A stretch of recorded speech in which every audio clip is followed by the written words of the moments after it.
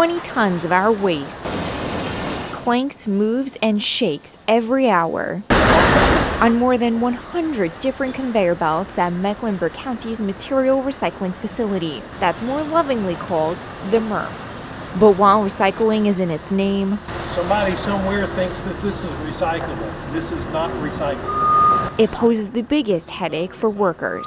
This is something that should have never been delivered to the MRF. It will be one of those non-program materials that gets returned to the landfill.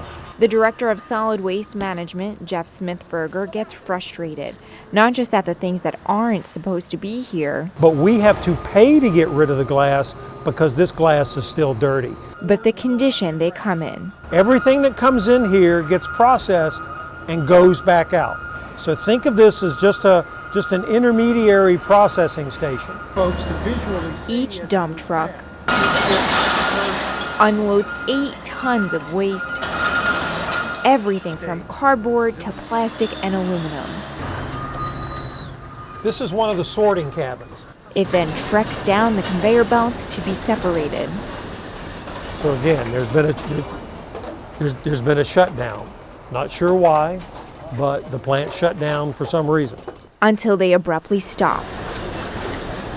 Again. And again. And again. When one thing stops, it causes the whole thing to stop. Everything at a screeching halt at least 4 times in our 60-minute visit. The sorters pull anything off the conveyor belt that's not supposed to be there, from plastic bags to wire hangers and Christmas ornaments.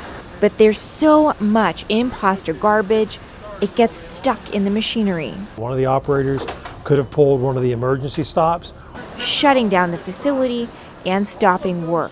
Or one of the pieces of equipment could have gotten so contaminated or fouled that it's causing one of the maintenance people to have to go check on it. This plant is supposed to run 6 hours a day. Any given day, we're generally down about 170 minutes for unanticipated maintenance issues associated with things that are non-program materials.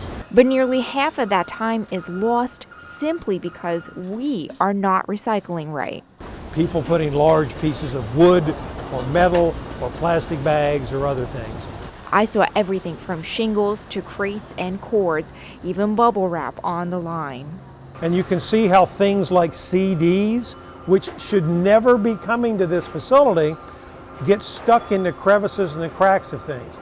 So our staff have to consciously and continuously go through and remove things that shouldn't be there. Plastic bags are the facility's biggest problem. These screens do not work the way they're supposed to when they get wrapped up with plastic bags. These gears are unrecognizable, wrapped in multiple layers of thin film that need to be cut off by hand. We want to make sure that people understand that prohibitive items have a real impact on our operation. Their problem with plastic is only getting worse and more expensive, which translates back into our costs and the cost that all residents pay for this process. More than 20% of the garbage that comes into the recycling facility is wish cycled, meaning it's not actually recyclable, we just hope and assume it is. Sorting and disposing those misfits costs Mecklenburg County $1.9 million a year. An average of 375 tons of what's hopefully our recyclable garbage comes through this facility every single day. Once it gets sorted through the line, it winds up here, where it gets packaged and marketed by its material, either cardboard, plastic, or aluminum, and then gets sold and hopefully becomes something else. But it can't get sold if it's not the right material. This is why the city just approved a $25 million upgrade to help this old newspaper recycling center keep up with plastic by growing the machinery from 3 arms to 17. The 17 will allow us to better be able to separate and classify the materials both by their material type and their material color, where we can't do that in this plant. More precise and more robust sorting will also mean less breakdowns and stop time on the line. Do you think it is recyclable? Raise your hand. But the machinery can't solve all our problems. The first step to resolving the facility's headaches It's very wishful recycling. Starts at home. People are surprised and amazed when they realize that just because it's got a recycle number, they think it can be recycled, like your yogurt cup. And they're like, I thought that was always recyclable. And it is recyclable, but it's not recycled. Tony Dobson is the vice chair of Charlotte Surfrider, a local nonprofit putting up a fight against plastic pollution. The organization held a class to help educate people on what goes in your green bins. I wish everything we threw in there would be recycled. And what doesn't. It's a very eye-opening experience, like hearing some of the stuff that you thought you was doing was correct is probably not really all the way correct. You'd be surprised what's on the don't list, like plastic bags and shredded paper. Batteries can start severe fires at the plant. Plastic takeout containers, even the ones that hold grocery store fruit, are also not recyclable. The only plastic that should go curbside is a jug or bottle with a neck. Cardboard must be flattened, and pizza boxes must be clean. If there's too much grease, it cannot be reused. Recycling is great, but obviously our ultimate goal is reducing and reduction, right? It's better to not have that plastic bag, not have that plastic bottle, go reusable. The Break Free from Pollution Act is a federal push to not only reduce personal use, but include producer responsibility. Our county and local governments are all tasked with the financial implications of having to do all this recycling, and they are completely scot-free on it.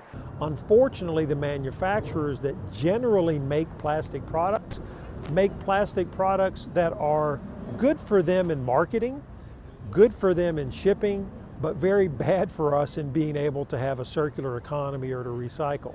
This leaves recycling plants like ours in Mecklenburg County constantly behind the times, reacting to new materials with old machinery. There are just too many various different types of cheaply made plastics that don't have an end use for reuse. The county works with the Product Stewardship Institute, a nonprofit that tries to get manufacturers to understand the challenges at the facility level and educate people about the problematic persistence of plastic. And making sure that you as a consumer make your voice known to the manufacturers, because it is 100% imperative that somebody buy the products that we reclaim from the recycling market. Big production choosing cheaply made plastics, incorrectly marketed as recyclable, in colors facilities can't sell, puts a burden here at home. But our future cannot just be about recycling right. The future that we're investing in is one that will allow us to be able to separate more materials than we can separate today and more flexibly adapt to marketplace changes. But recycling with resilience. Meteorologist Elisa Raffa, Queen City News.